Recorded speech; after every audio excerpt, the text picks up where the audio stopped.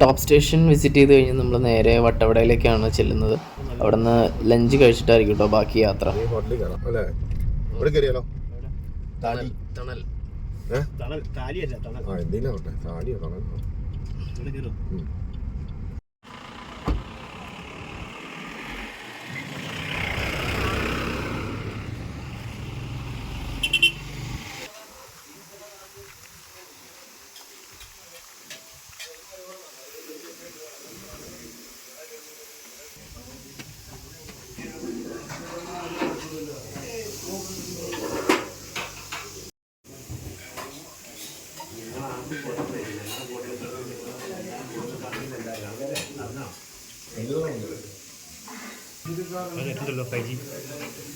എനിക്കുണ്ട്.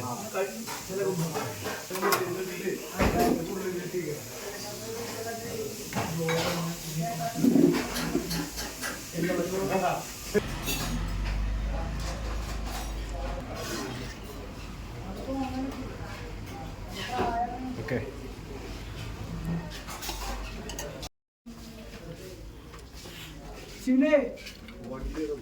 ഭക്ഷണമൊക്കെ കഴിച്ചിട്ട് നമ്മൾ തൊട്ടപ്പുറത്തുള്ള ഒരു സ്ട്രോബെറി ഫാമിലേക്കാട്ടോ പോയത്. അവിടുന്ന് കുറച്ച് സ്ട്രോബെറി ഒക്കെ വാങ്ങിച്ചു.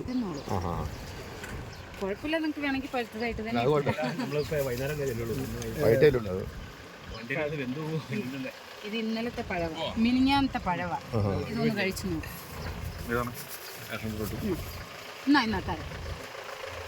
ഒന്ന് ദിവസം വയ്ക്കും തോറും രുചിയെ കൂടത്തുള്ളൂ. ഒന്നും കേടാവും.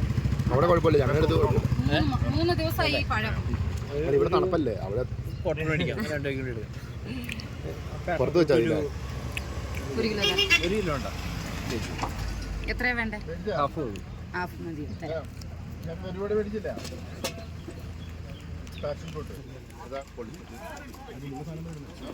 ഇതാണ് അവരുടെ സ്ട്രോബെറി ഫാം. അങ്ങോട്ടേക്കാണ് ഇപ്പോൾ പോകുന്നത്. അപ്പോൾ ഇവിടെ നിന്ന് പറിച്ചിട്ടാണ് അതിൻ്റെ തൊട്ട് ഫ്രണ്ടിൽ തന്നെയാണ് അവർ സെയിൽ ചെയ്യാനായിട്ട് വയ്ക്കുന്നത്.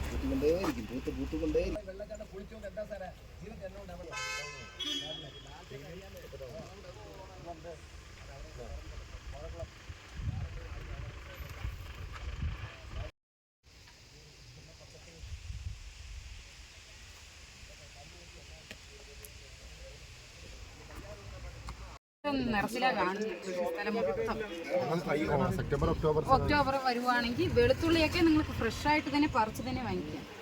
വെളുത്തുള്ളി, ക്യാബേജ്, ക്യാരറ്റ്, നാടൻ സ്ട്രോബെറി.